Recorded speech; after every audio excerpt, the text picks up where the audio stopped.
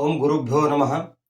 ಬಂಧುಗಳೇ, ಆರೋಗ್ಯ ಮತ್ತು ದೀರ್ಘಾಯುಷ್ಯ ಪ್ರಾಪ್ತಿಯ ಅಷ್ಟಾಂಗ ಮಾರ್ಗಗಳಲ್ಲಿ ಕೊನೆಯ ಮತ್ತು ಮಹತ್ವದ ಮಾರ್ಗ ಯಾವುದು ಅಂದರೆ ಶುದ್ಧ ಭಾವ ಮತ್ತು ಸತ್ಕರ್ಮ.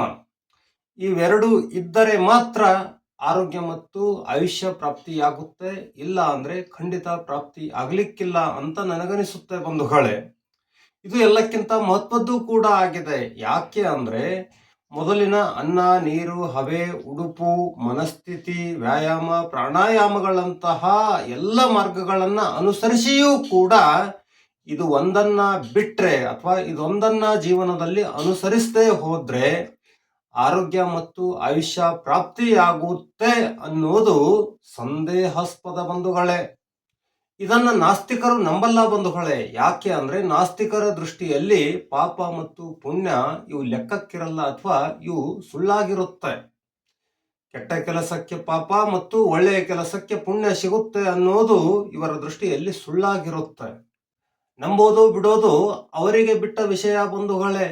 ನಾವು ಮಾತ್ರ ಶುದ್ಧ ಭಾವ ಮತ್ತು ಸತ್ಕರ್ಮ ಇದ್ರೆ ಮಾತ್ರ ಆರೋಗ್ಯ ಮತ್ತು ಆಯುಷ್ಯ ಪ್ರಾಪ್ತಿಯಾಗುತ್ತೆ ಅನ್ನೋದನ್ನ ನಂಬಲೇಬೇಕು. ಯಾಕೆ ಅಂತ ನೀವು ಕೇಳಿದ್ದೇ ಆದ್ರೆ ನೀವು ಕೂಡ ಇಂಥ ಉದಾಹರಣೆಗಳನ್ನ ಕೇಳಿರ್ತೀರ. ಅದೆಂಥ ಉದಾಹರಣೆಗಳು ಅಂದ್ರೆ ಹೆತ್ತವರೊಂದಿಗೆ ಅಸಭ್ಯವಾಗಿ ವರ್ತಿಸಿ ಅಥವಾ ಹೆತ್ತವರ ಮನ ನೋಯಿಸಿ ಮಹಾರೋಗಕ್ಕೆ ತುತ್ತಾದವರ ಉದಾಹರಣೆಗಳನ್ನ ನೀವು ಕೇಳಿರ್ತೀರ. ದಿವ್ಯಾಂಗ ಅಥವಾ ಅಪಂಗ ಅಥವಾ ಅಂಗಹೀನ ವ್ಯಕ್ತಿಗಳ, ದುರ್ಬಲರ, ಅಶಕ್ತರ ಕುಚೇಷ್ಟೆ ಮಾಡಿ ಅವರನ್ನು ಹೀಯಾಳಿಸಿ ಅವರಿಗೆ ಕಷ್ಟ ಕೊಟ್ಟು ಕೆಲ ದಿನಗಳಲ್ಲಿಯೇ ಅವರಿಗಿಂತಲೂ ದುಸ್ಥಿತಿ ಹೊಂದಿದಂಥವರ ಉದಾಹರಣೆಗಳನ್ನ ನೀವು ನೋಡಿರ್ತೀರಾ, ನೀವು ಕೇಳಿರ್ತೀರಾ ಬಂಧುಗಳೇ. ಅಷ್ಟೇ ಅಲ್ಲ, ಬಡವರ ರಕ್ತ ಕುಡಿಯುವಂತಹ, ಮುಗ್ಧರನ್ನು ವಂಚನೆಗೀಡು ಮಾಡುವಂತಹ ಜನರು ಅದೆಷ್ಟೋ ಕಷ್ಟಕ್ಕೀಡುವಾಗುವಂತಹ ಉದಾಹರಣೆಗಳನ್ನ ನೀವು ನೋಡಿರ್ತೀರಾ, ಕೇಳಿರ್ತೀರಾ. ಈ ಎಲ್ಲ ಉದಾಹರಣೆಗಳು ಏನು ಹೇಳುತ್ತೆ ಬಂಧುಗಳೇ?